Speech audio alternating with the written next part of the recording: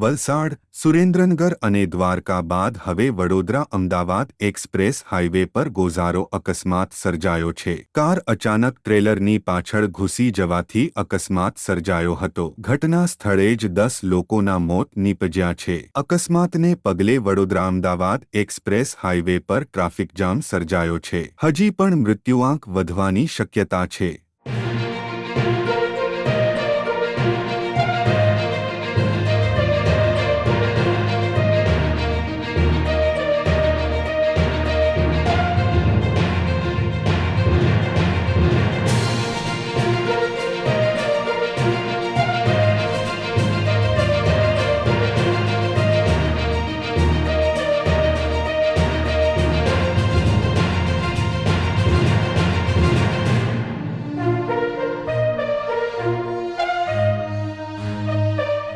સમાચારોના સતત અપડેટ મેળવવા માટે અમારી ચેનલને સબસ્ક્રાઇબ કરો અને જોડાયેલા રહો ફેસબુક, ઇન્સ્ટાગ્રામ અને ટ્વિટર પર.